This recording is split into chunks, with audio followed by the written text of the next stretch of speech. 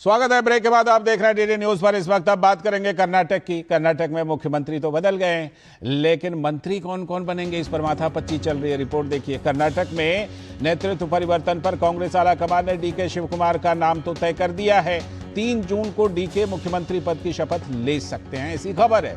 लेकिन उनके मंत्रिमंडल में कौन कौन होंगे ये तय होना अभी भी बाकी है। खबर है सिद्धारमैया और डीके शिव कुमार आज दिल्ली में इस सूची को फाइनल करने वाले हैं या लगे हुए हैं फाइनल करने में। अब सवाल यह है कि आलाकमान ने सत्ता की बागडोर तो डीके शिव कुमार को सौंप दी, लेकिन कांग्रेस नेता केसी वेणुगोपाल ने कहा है कि सिद्धारमैया की राजनीतिक भूमिका अभी समाप्त नहीं हुई है। कांग्रेस महासचिव केसी वेणुगोपाल ने घोषणा की कि कांग्रेस सिद्धारमैया को आराम नहीं करने देगी और उनसे कर्नाटक और राष्ट्रीय राजनीति दोनों में सक्रिय भूमिका निभाते रहने की अपील की गई है। तो जाहिर है डीके शिव कुमार के मंत्रिमंडल में कौन कौन होंगे इस भूमिका में भी अब सिद्धारमैया बने हुए हैं और अपने बेटे सहित अन्य वफादार विधायकों को अपनी पसंद का मंत्रालय भी दिलवाना चाह रहे हैं। कर्नाटक में मुख्यमंत्री समेत कुल 34 मंत्रियों की व्यवस्था है। ऐसे में मंत्री पद के दावेदारों की बड़ी संख्या और सीमित पदों को देखते हुए डीके शिव कुमार के सामने संतुलन बनाए रखने की बड़ी चुनौती है। सियासी गलियारों में अटकलें हैं कि कैबिनेट के संभावित नामों को लेकर नामों की बड़ी लिस्ट आलाकमान के पास पहुंच गई है। डीके शिव कुमार कहते हैं ये तय आलाकमान करेंगे कि मंत्रिमंडल में कौन कौन होंगे। तो जाहिर सी बात है डीके अपने बचे हुए 2 सालों में पार्टी के अंदर कोई असंतोष तो नहीं चाहेंगे, लेकिन अपनी पसंद का मंत्रालय है ये उनके लिए बड़ी चुनौती हो सकती है। सबसे बड़ा सवाल ये भी है कि क्या डीके शिव कुमार अपने शासनकाल में सिद्धारमैया सरकार के खिलाफ लोगों की नाराजगी जो है उसको दूर कर पाएंगे क्या।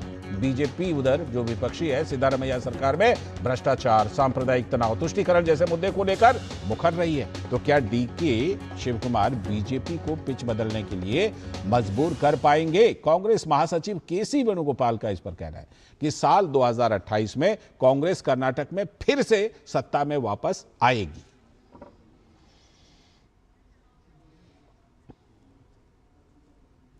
केसी वेणुगोपाल की बात आपको सुनवाते हैं। वो कह रहे हैं फिर से 2028 में कांग्रेस सत्ता में वापस आएगी।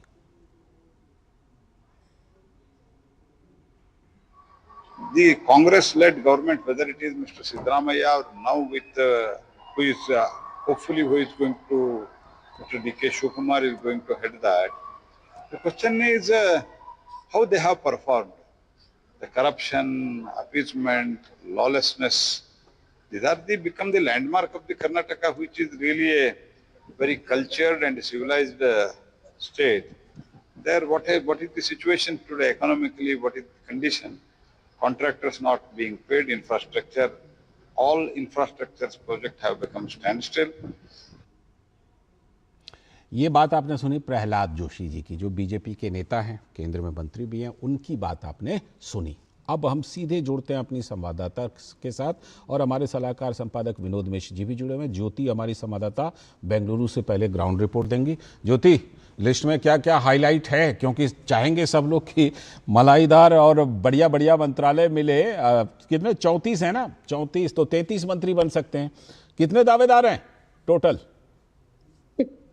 लालचंद जी, दावेदार के तो आप इतना लिस्ट है कि नहीं बता सकते, क्योंकि जो पहले जो सचिव बन चुके थे वो कहते हैं कि हमारी एक्सपीरियंस के आधार के तौर पर हमें एक मौका मिलना चाहिए, हम ऑलरेडी प्रूव कर चुके हैं। और जो नए उम्मीदवार है वो कहते हैं कि हमें भी एक मौका मिलना चाहिए कि हम कुछ कर पाए लोगों के लिए करते हैं या नहीं वो पता नहीं, लेकिन जो लोग दावे करते हैं ऐसे करते हैं। और जो लोग कहते हैं कि हमारे जो फैमिली है, हमारे फैमिली बहुत 3 पीढ़ियों से यहाँ पे हम कांग्रेस के लिए वफादार है, तो मतलब कैसे कैसे दावेदारी कर रहे हैं, कैसे कैसे उनके लिए वो डिफेंड कर रहे हैं। ना ही केवल आकांक्षी, वो बहुत लोग ऐसे है कि एन.ए. हैरिस और महादेवप्पा, मुनियप्पा, बहुत लोग हैं। उसके साथ साथ मुझे ये भी बहुत सरप्राइजिंग बात है कि उनके जो कौम की जो ट्रस्ट है, अभी हमारे यहाँ पे लिंगायत समुदाय बहुत स्ट्रांगली है उनके कैबिनेट में भी, उनके ट्रस्ट वाले भी यहाँ पे उनके लिए बैट कर रहे हैं, उनके लिए डिफेंड कर रहे हैं। हमारे समुदाय के लिए इतना चाहिए, ओक्कलिगा समुदाय के लिए इतना चाहिए।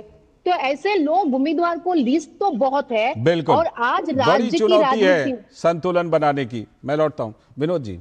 दिल्ली में तय हो रहे हैं नाम। एक बात की क्रेडिट तो विनोद जी देनी होगी, हमने पता नहीं कितनी स्टोरी की होगी। मुख्यमंत्री बदलने में तो खैर मुझे लगता है कुल मिलाकर के स्मूथ हो गया, लेकिन क्या अभी भी पेच फंसा हुआ है मंत्रियों के नाम को लेकर? ज्योति जो बता रही थी आपको कि एक्चुअली जिस बात को लेके वेणुगोपाल कह रहे थे कि 2028 में हमारी सरकार आएगी, तो वो चीज़ वो कह रहे थे कि डीके शिव कुमार के आने के बाद वो मंत्रिमंडल जो नए चेहरे होंगे, तो एक तरह से लोगों की नाराजगी, एंटी इनकम्बेंसी जो है वो उसको लगभग खत्म हो जाएगा। और ये बीजेपी के लिए एक चैलेंज होगा, फिर से मुद्दा बनाना, फिर से मुद्दा ढूंढना, इन सारी चीज़ों को लेके। लेकिन ये बीजेपी और कांग्रेस में फर्क ये है लाल जी कि कुछ साल पहले जब आपने गुजरात में देखा था, पूरा घर बदल दिया था, पूरा बदल दिया था, मुख्यमंत्री समेत पूरा मंत्रिमंडल, सारे नए चेहरे, नए लोग, सब कुछ, पूरा का पूरा घर बदल गया था गुजरात। बिल्कुल, पूरे घर के बदल डालूंगा तो वो भी देश ने देखा है। ठीक है। और अब अगर चीफ मिनिस्टर को लेके आला कमान ने तो पिछले 1 साल के मशक्कत के बाद ये निर्णय लिया, डीके को सामने में लाया। अब डिपेंड ये करता है कि सिद्धारमैया बहुत ही महत्वाकांक्षी नेता रहे हैं। बिल्कुल। अगर आप उनका बेटा, आज ज्योति ही अभी बात कर रही थी, जी। तो उनका बेटा अगर मंत्री में शामिल होने के लिए कह रहे हैं कि आला कमान ने हमें कहा है कि तुम मंत्री बनोगे, तो आप सोच लीजिए कि ऐसे कई कद्दावर लोग हैं जो अपनी अपनी भूमिका चाहते हैं, अपने अपने पसंद का मंत्रालय चाहते हैं। ठीक है। तो ये सारी चीजें दिल्ली में अभी 1-2 दिन चलेगा। अभी समय समाप्त हो गया, इसलिए ज्योति कभी और जुड़ेंगे और करेंगे विस्तार से बात। फिलहाल आपका बहुत बहुत शुक्रिया जुड़ने के लिए ज्योति, और विनोद जी आपका भी बहुत बहुत शुक्रिया।